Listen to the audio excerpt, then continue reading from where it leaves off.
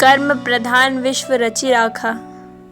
दुर्योधन ने एक अबला स्त्री को दिखाकर अपनी जंघा ठोकी थी तो उसकी जंघा तोड़ी गई। दुशासन ने छाती ठोकी तो उसकी छाती फाड़ दी गई। महारथी कर्ण ने एक असहाय स्त्री का अपमान का समर्थन किया तो श्री कृष्ण ने असहाय दशा में ही उसका वध कराया।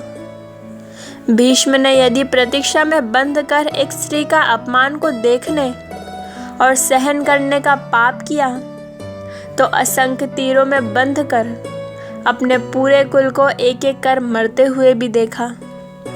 भारत का कोई बुजुर्ग अपने सामने अपने बच्चों को मरते हुए नहीं देखना चाहता, पर भीष्म अपने सामने अपने 4 पीढ़ियों को मरते हुए देखते रहे।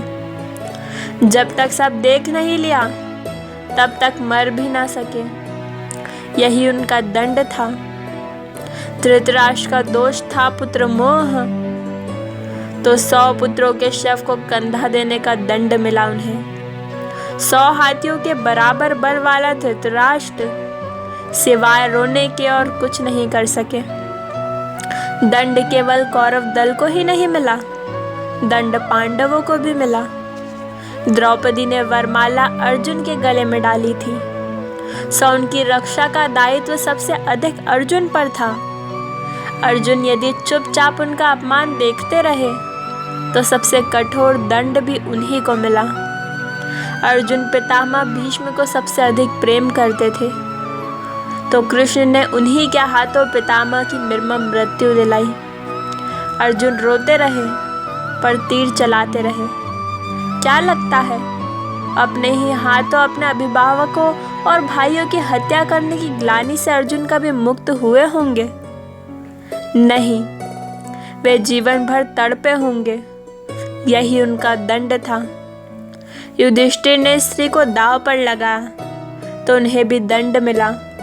कठिन से कठिन परिस्थितियों में भी सत्य और धर्म का साथ नहीं छोड़ने वाले युधिष्ठिर ने युद्ध भूमि में झूठ बोला और इसी झूठ के कारण उनके गुरु की हत्या हुई।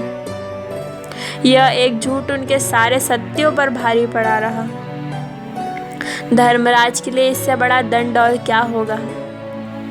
दुर्योधन को गदा युद्ध सिखाया था स्वयं बलराम ने। एक अधर्मी को गदा युद्ध की शिक्षा देने का दंड बलराम को भी मिला। उनके सामने प्रिय दुर्योधन का वध हुआ और वे चाह कर भी कुछ नहीं कर सके। उस युग में 2 योद्धा ऐसे थे जो अकेले सबको दंड दे सकते थे, कृष्ण और महात्मा बार्बरिक। पर कृष्ण ने ऐसे कुकर्मियों के विरुद्ध शस्त्र उठाने तक से इनकार कर दिया और बार्बरिक को युद्ध में उतरने से ही रोक दिया। लोग पूछते हैं कि बार्बरिक का वध क्यों हुआ। यदि बार्बरिक का वध नहीं हुआ होता तो द्रौपदी के अपराधियों को यथोचित दंड नहीं मिल पाता।